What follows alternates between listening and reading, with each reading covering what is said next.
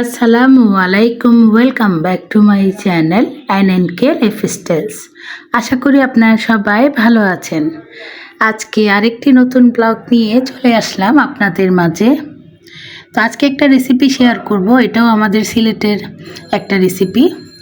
তো এখানে মটর দেখতে পাচ্ছেন, সেই দিন তো মটর নিয়ে এসেছিলেন মা। আর আমার গতকালের ভিডিওতে বলেছিলাম যে অল্প অল্প আমি শাক তুলে রেখেছি, একটু সরিষার শাক, তারপরে একটু পালং শাক, তারপরে একটু লাল শাক। তো আজকে এই মটর দিয়ে একটা রেসিপি করব।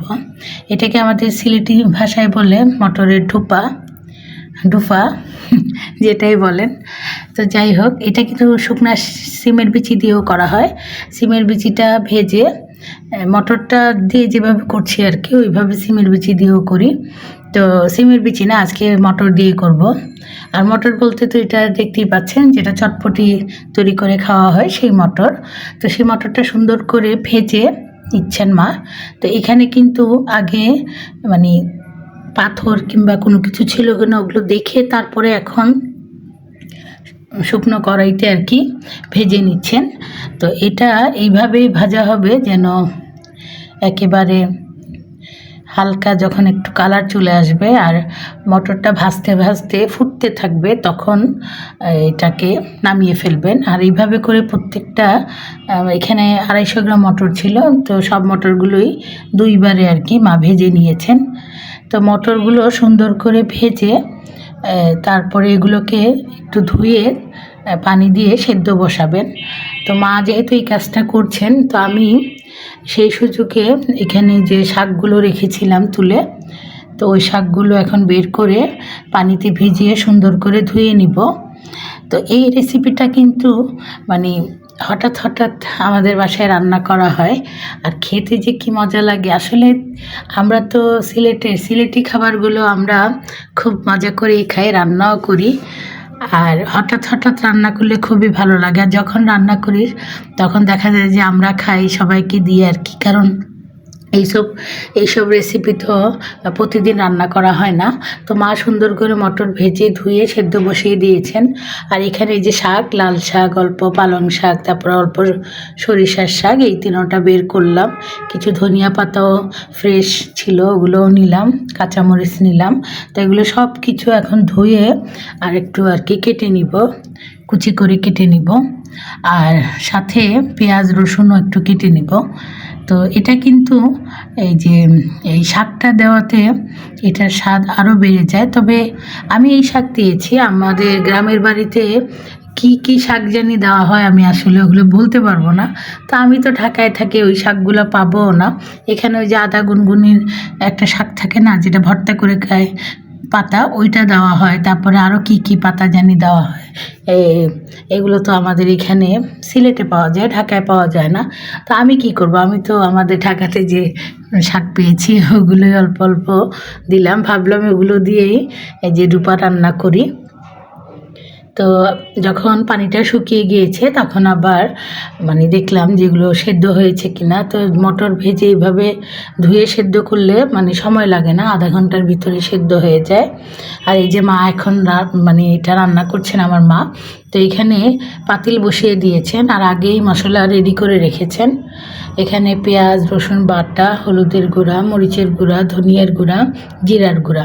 তো আমি এইখানে সরিষার শাক দিয়েছি, যদি আমি সরিষার শাক না দিতাম তাহলে অল্প একটু সরিষা বাটা দিতাম। সরিষা বাটা দিলে একটু ভালো লাগে আর কি, দেয় ওটা আর কি, দেখেছি।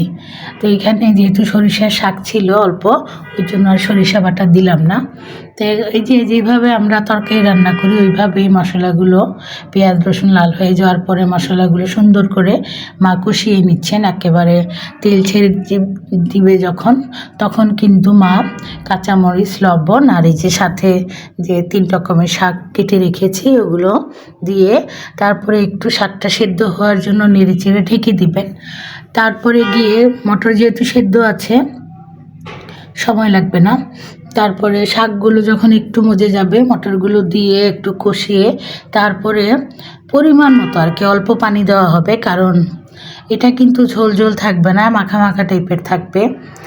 আর আমি জানি এই রেসিপিটা হয়তো সিলেটের যারা ওনারা চিনবেন, আর অন্য ডিস্ট্রিক্টের যারা ওনারা চিনবেন না, আবার বলবেন যে এটা কী রেসিপি। তো আমরা তো আসলে মজা করে খেয়েছি, কারণ আমাদের যেহেতু এটা একটা সিলেটের রেসিপি, আমাদের গ্রামীণ একটা রেসিপি সিলেটের, আর এটা মানে করে খাই ভালো লাগে। তো শুকনা সিমের বিচি দিয়েও করে খাই, ওটাও কিন্তু খুবই মজা। আর এগুলোকে আমরা যে সিমের বিচি ঢুপা, তারপরে মটরের ঢুপা এইভাবেই বলে থাকি। আমি জানি না এটার নাম ঢুপা কেন হয়েছে, মানে আমাদের সিলেটি ভাষায় বলে আর কি ডুফা। যাই হোক, এখানে ফ উচ্চারণ হয়, তো আমি আর কি শুদ্ধ ভাষায় ঢুপা বলছি। তো যাই হোক, আজকে কিন্তু এই রেসিপিটা করেছিলাম আর সবাই মিলেই খুব মজা করে খেয়েছিলাম।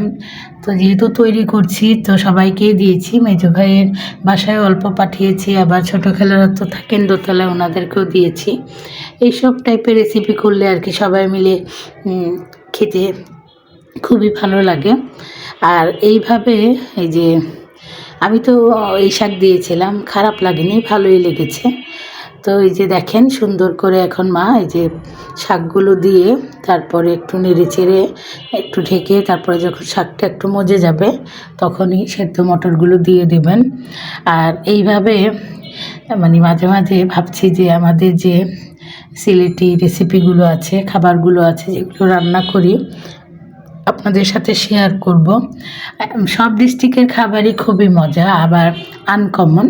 তো আমার কিন্তু খুবই ভালো লাগে আমাদের দেশীয় যে খাবার সেটা রান্না করতে, সেই সাথে অন্য ডিস্ট্রিক্টের যে মানে খাবারগুলো দেখি ওগুলোও কিন্তু মাঝে মাঝে ট্রাই করি। তো ভাবছি যখন যেটা রান্না করব আপনাদের সাথে শেয়ার করব। তো এই যে দেখেন সেদ্ধ মটরগুলো দিয়ে দিয়েছেন। আর এই যে খাবারগুলো, এগুলো কিন্তু আসলে মানে এক একটা অঞ্চলের খাবার আর কি। আর এগুলো এই মানে আমরা ইউটিউবে সার্চ দিলেই কিন্তু যারা এগুলো রান্না করেন পাওয়া যায় এইসব রেসিপিগুলো। তো মানে আসলে এটাই খুব ভালো লাগে, ইউটিউবে এই রান্নার যে রেসিপিগুলো থাকে ওগুলোতে আপনি যে রান্নাটাই পারেন না কেন সার্চ দিলেই চলে আসবে, এবং যারা আর কি ওই অঞ্চলের মানুষ আছেন ওনারাই কিন্তু এই রেসিপিগুলো শেয়ার করে থাকেন।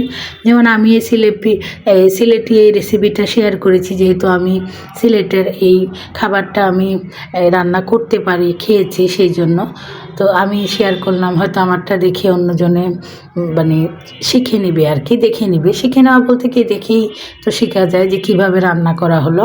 তো ওই জন্যই আজকে আমি এই ডুপা রান্নাটা আপনাদের সাথে শেয়ার করলাম। তো এখানে কিন্তু ধনিয়া পাতা দেওয়া হয়ে গিয়েছে, তারপরে আমি ঢেকে রেখে দিয়েছিলাম। আর এটা যেহেতু একটু শুকিয়ে যাবে, পানিটাও টেনে যাবে, নামিয়ে রেখে দেব, একেবারে মাখা মাখা হয়ে যাবে। তো আমার এই আজকের ভিডিওটি দেখে যদি আপনাদের ভালো লেগে থাকে তাহলে অবশ্যই লাইক দিবেন, কমেন্টস করবেন।